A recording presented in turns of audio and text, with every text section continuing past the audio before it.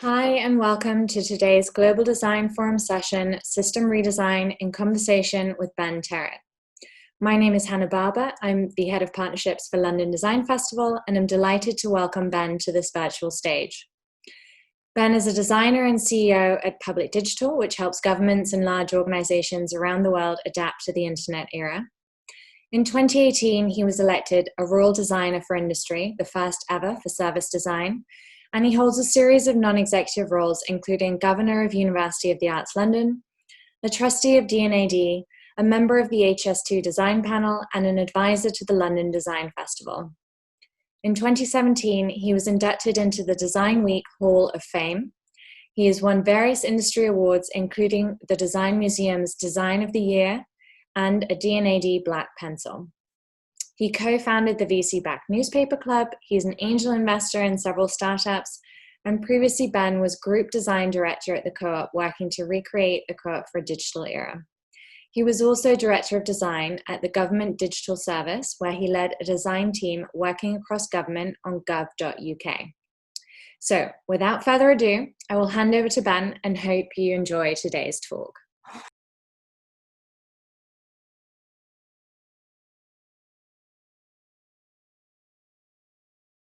Good afternoon and welcome to this talk as part of the Global Design Forum, which is part of this year's London Design Festival. My name is Ben Terrett and this talk is called System Redesign. It's a conversation with myself. I'm here moving around the screen because I'm recording this on Zoom, so this is a pre-record. I'm sharing my screen and I'm going to record it on Zoom and we'll go on like that. I'm using my phone as kind of slide and speaker mode, so if you see me playing around there, that's what I'm doing. I have to apologise that the sound isn't great in this little booth I'm in. We couldn't get the mic setup working, so apologies for that. But bear with me, and we're going to have a good conversation about system redesign. And yeah, a little bit about me before we get started, I guess. My name is Ben Terrett. I'm the CEO of Public Digital, which is an organisation I set up with many others, and we help mostly large organisations, governments and so on, with digital transformation. And I'm also the Deputy President of D&AD, which many of you will know. I'm on the board at UAL, which is University of the Arts London, which includes Central St Martin's, Chelsea College of Art and many other well-known art colleges. I was Design Director at the Government Digital Service, Co-op Digital, and I'm a Royal Designer for Industry, the first one elected for service design. So I'm a designer and I have a background in always been very interested in functional design and also interested in how the world works, the business and the policy organisation side of the world, because I think you can't make good design work without understanding that bit too. And I guess that those interests have kind of indicate why I've ended up working in some of the fields I'm working in. And today we're going to talk about system redesign and how to when something changes very quickly, when the world changes, how do you adapt to that? And so 2020 is full of stories and tales like that. I'm going to concentrate very much on the digital and design world and how that relates to organisations. So we're still in the middle of a global pandemic, and we're not going to talk about health or the health implications or even the policy or the government implications. We're just going to talk about organisations and maybe how you can help your organisation, or maybe how you can help some of your clients. Gradually then suddenly it describes what's just happened to the world and many organisations digitally, I think. It's hard to work out the origin of this expression actually, but Hemingway said it a lot and scientists and economists use it a lot. Economists use it a lot to describe how somebody becomes homeless or how somebody becomes bankrupt.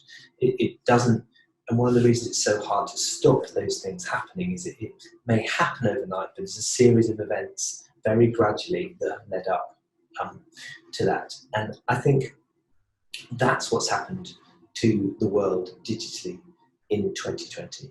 September 2020 is a completely different, more digital world than it was in March 2020. What we used to call digital transformation, and I'm starting to wonder whether that phrase works anymore because the whole world has had this mass adoption of digital.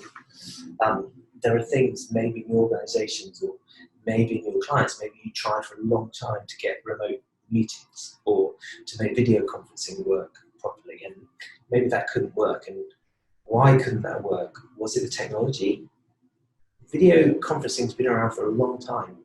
That technology is pretty commodity now. Or is it the culture that stops those behaviours changing? If you're trying to shift a large part of your business online, or sell lots of things online, or move customer service online, or whatever it is, what's stopping that? Technology? Not really. It's often culture and processes and business models and the way we do things around here. Well, maybe the way we do things around here doesn't work anymore because the world has had this sudden change. The way we interact with each other has changed. I'm doing this conference from a small booth in London. You're probably watching this all over the world. I've done talks at the Global Design Forum before, and they're often in the V&A or in the Festival Hall or some grand location like that, but attendees are limited. I would be, so this is open to a much larger audience, but I would be stood in front of you. I could judge your reaction.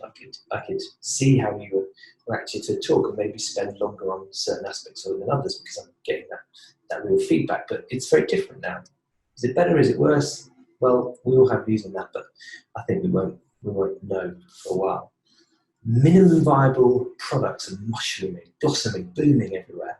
And I think this is really fascinating. And I do just want to dwell on this for a bit because minimum viable products are at the heart of any structural or systemic redesign. So what's a minimum viable product? Just quickly, if you don't know. I don't mean product in the physical sense, it can apply to that, but I mean product in a digital sense or somehow connected digitally. So you may be selling physical things, but you're selling them online. Minimum viable product is literally the most minimal thing you can do to get that service in front of real users in a real way as possible. So I'm not talking about research here, and I'm certainly not talking about focus groups. I'm talking about actually selling a real product to real customers or delivering a real service to people that need that service. It may just be 10 people, it may be 100 people, but it's a real thing, and it goes end to end from the very start of the service or the product and to being in the end user's hands. But what's the thinnest slice of that we can make? What's the minimum, smallest, easiest possible way to test that and just see if it works? And it's always a great idea to start any product or any new service like that. And what you saw, particularly during the kind of global lockdowns in April, May, really the peak of those lockdowns, was you saw countless businesses having to pivot and try new, more digital ideas, otherwise they wouldn't survive. They would simply go out of business. Or maybe they were going out of business and they just thought, we've got to try something to see if we can save this business. We've got to think completely differently than we've thought before. Now, there are thousands and thousands of these examples, and there's a couple of good articles in the New York Times and places like that, but I thought it would be better and more useful to ask on Twitter and say, has anyone got any great examples, to get some kind of more personal examples. If you follow me on Twitter, you can see my handle there, it's @BenTerrett. If you follow me on Twitter, that tweet's only from a few days ago, so you can find it, and there's a huge thread underneath of people sharing all these brilliant examples. I just want to highlight a couple. So there were lots like this. There were lots of people talking about a local service, a local restaurant who turned into an online delivery service. There's a local stationer near me, quite an old-fashioned, traditional stationer, and they set up an online shop effectively in about a week. And when I say they set up an online shop, it's not Amazon, it's not eBay, it's nothing like that. Basically, the guy that runs the shop photographed all the products on the shelves, posted them on almost a Tumblr-like kind of a really slim publishing site, and said, here's the prices, here's what I've got in stock. If you want anything, give me a ring. I'll take your credit card details over the phone, and I'll cycle around your house, local area, and I'll deliver stuff. And he did a booming business in people buying kind of arts and crafts materials for the kids to play with, and he would cycle around on his bike and deliver them to you. But there's lots of that, lots of local services who sort of become online businesses for the lockdown. Here's another example. Again, we saw lots of arts and cultural organisations who can't have visitors, still can't have visitors, can't have audiences, which is cool to them. So they start doing putting things online, experimenting with live YouTube or pre-recorded events, seeing how that works. This example, they pivot to pop-up stages. It's an organisation that pivoted to making pop-up stages, making stand-up desks, and changing their business. But there's a couple of stories about in the article well worth reading.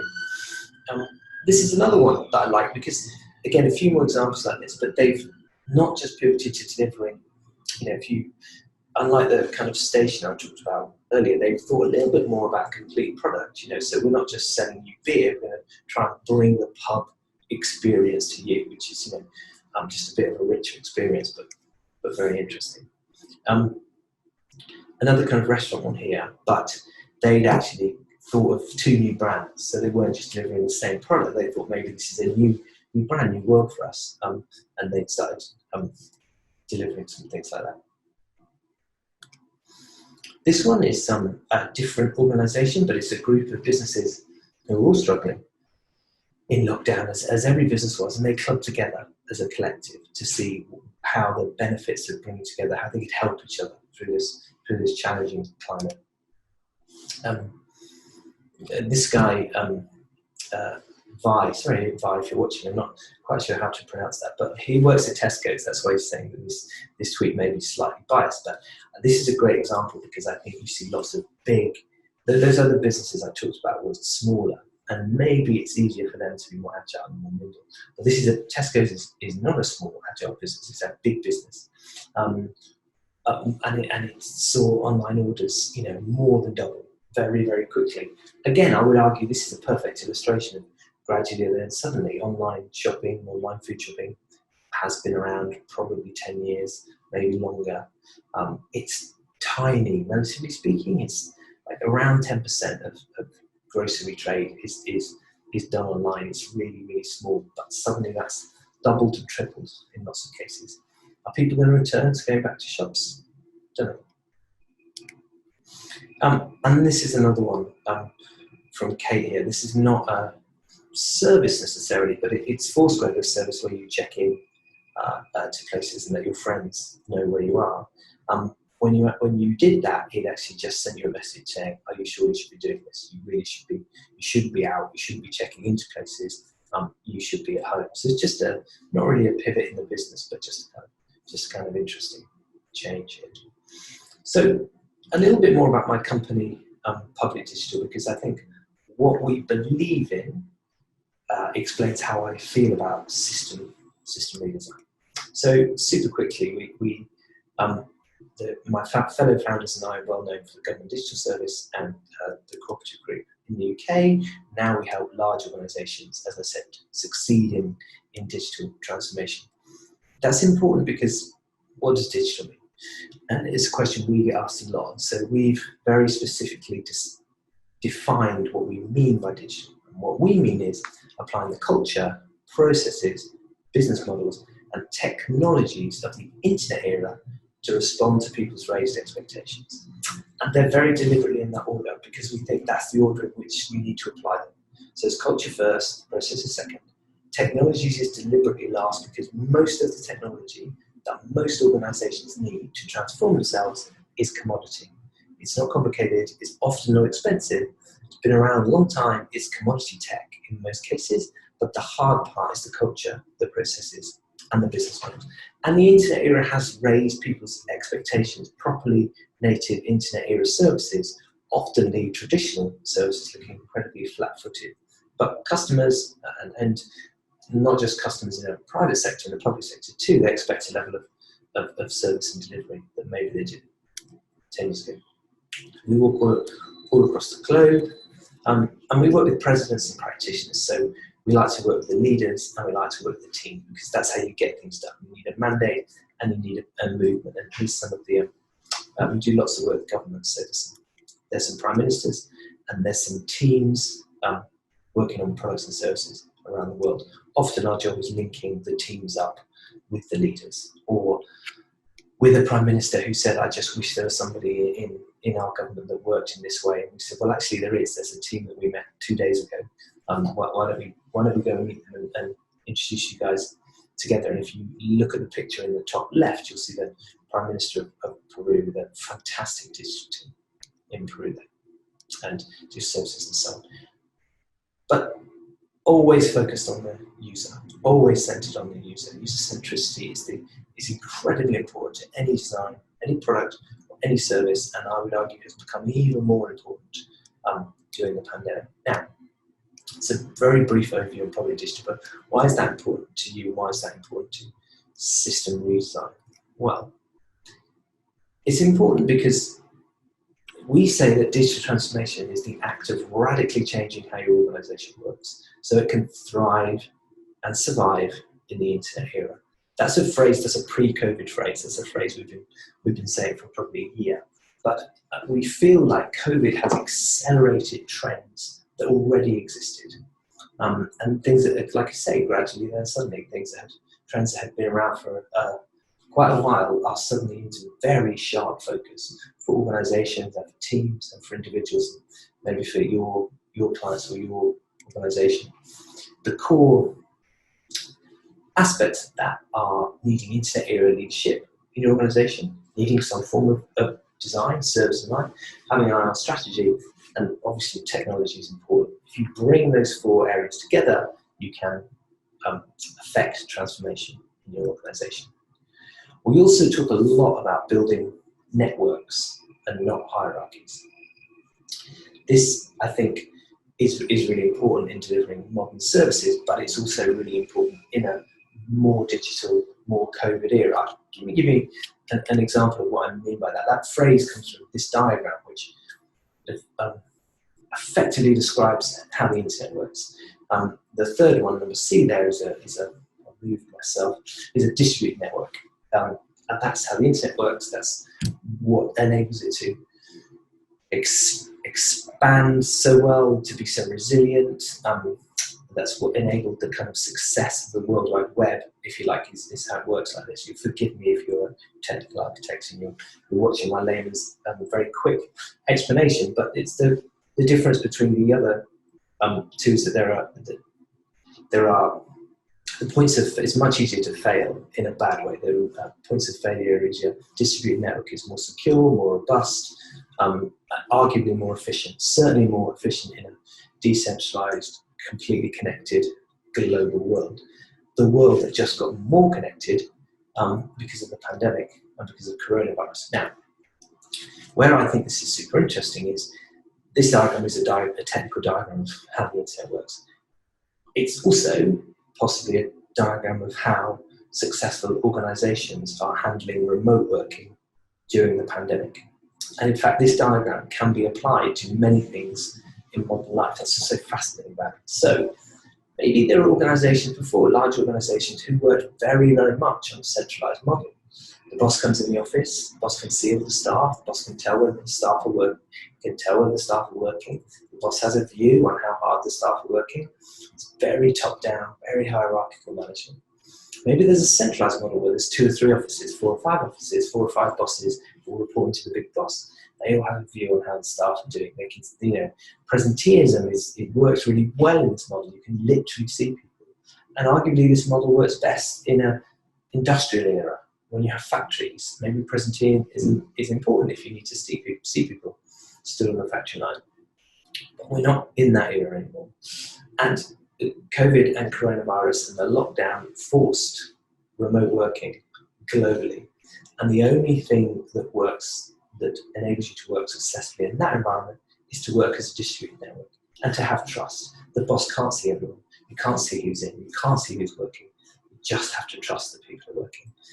And I think many organizations have found out just how efficient trust is. Trust takes a long time to earn. You can't just overnight suddenly switch on, I trust everyone now.